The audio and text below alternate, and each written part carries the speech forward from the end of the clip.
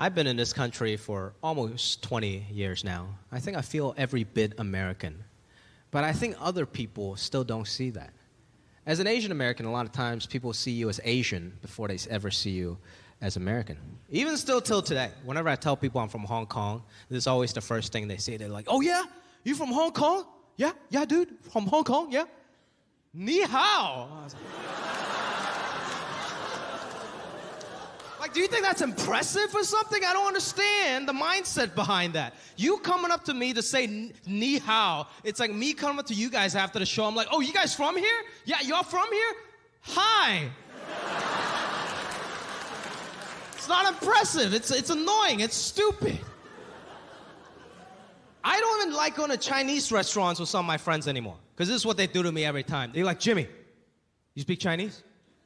You speak Chinese? Yeah. Order in Chinese, bro. They're going to hook it up. Order in Chinese? Bro, order in Chinese, bro. I'm like, bro, we're at Panda Express.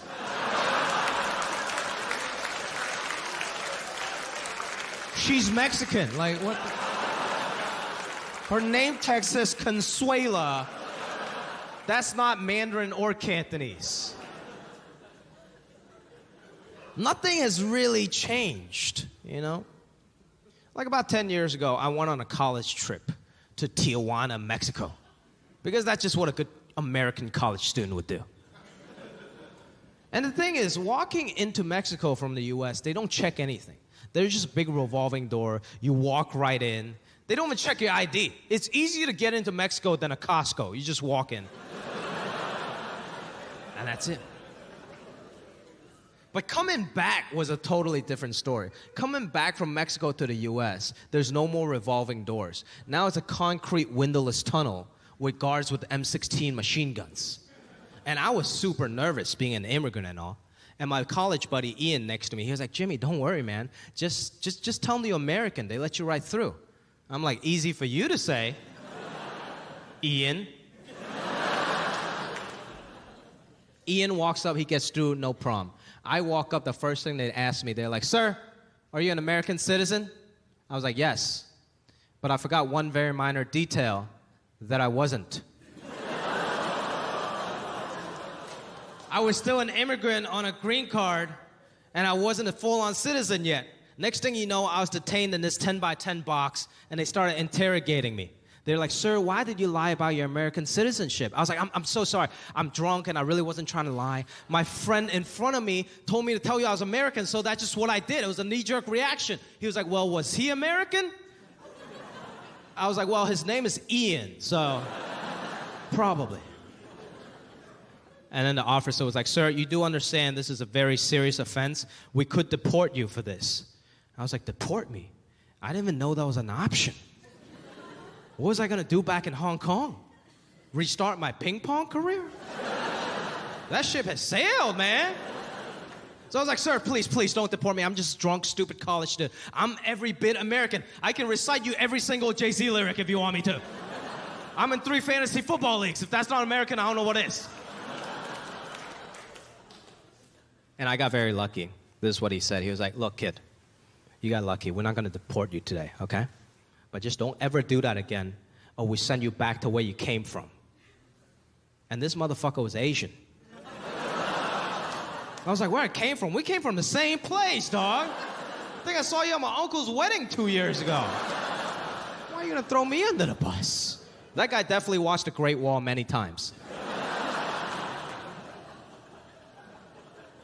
But that was a very sobering experience. I'd been in the country for 10 years at that point, but I still wasn't American. Nothing has changed. I finally got my citizenship 3 years ago. And it's, you know,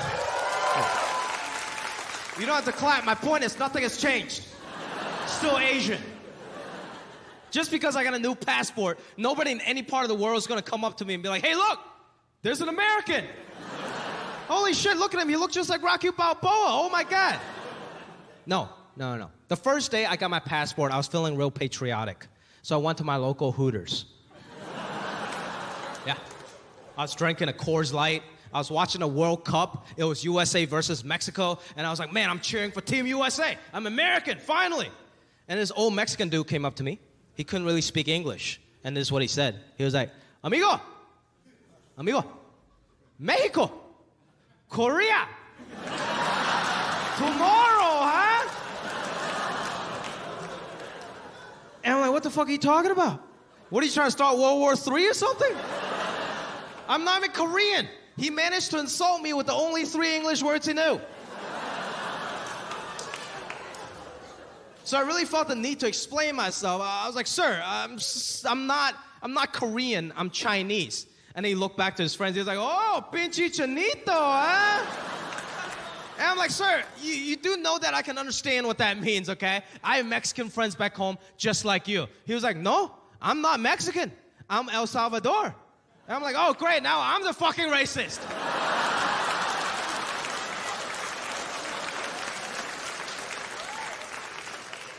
Nothing has changed. The first time I used my American passport, I was feeling real good. I was going to Winnipeg, Canada to do some shows. Have you guys ever been to Winnipeg? Oh, you? Really? Are you guys from Winnipeg? No, just general Canadian pride. I appreciate that. I don't think anybody in their right mind would go to Winnipeg. Not that there's nothing wrong with that city. It's way too cold and just not that fun. I had to go there for some work, so whatever. But I felt good. I walked through the border. I was holding my blue passport, and I slammed it down in front of the Canadian Border Patrol. I'm like, I'm American, sir. And he's like, okay. I didn't ask you that, but okay. Are you here for business or pleasure? And I was like, shit, I didn't think that far. I was obviously there for business, but I didn't get a business visa. So I looked him in the eyes. I was like, sir, I'm here for pleasure. And he looked right back at me. He was like, are you sure? Because nobody comes to Winnipeg for pleasure. The next thing you know, I was detained in this 10 by 10 box. Nothing has changed.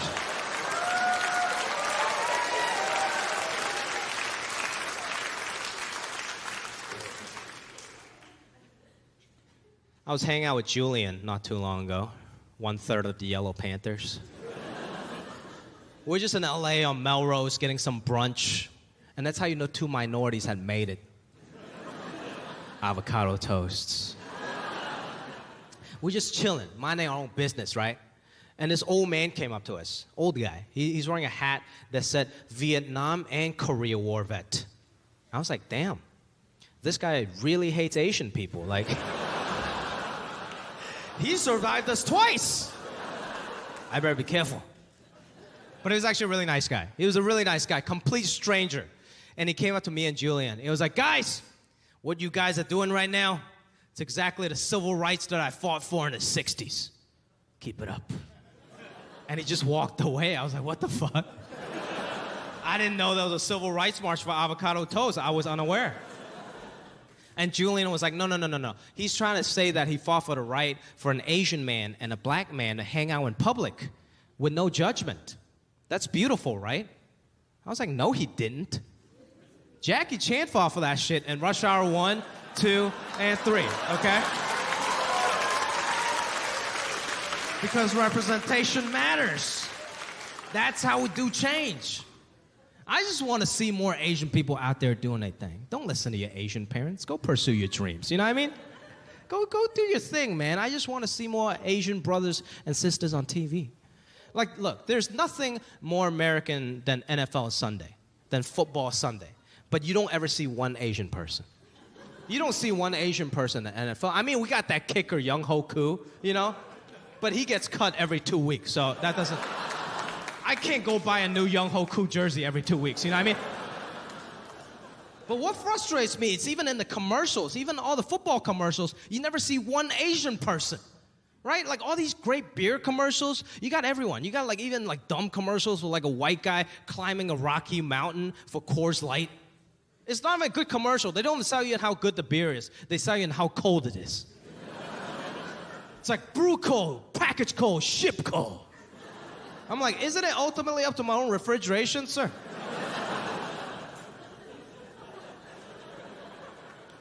Latinos got great representation. The Dos Equis most interesting man in the world. That lasted like 15 years, one of the greatest commercials of all time.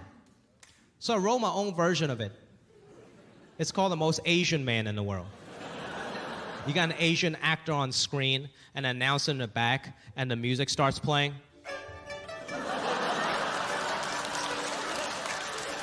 He graduated with a law degree, but now he's a neurosurgeon. He's 52 years old, but everyone still checks his ID. Whenever he takes a picture, he throws up the victory sign. You guys ever realize the closer the victory sign is to your face, the more Asian you look? Like, this is normal. This is some mainland China WeChat shit, you know what I mean? That is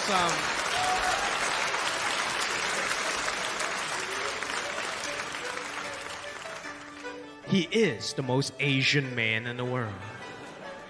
And the Asian brother comes out. I don't always drink beer. But when I do, my face will turn red. Say thirsty, my friend. Thank you guys very much. You guys are amazing. Thank you.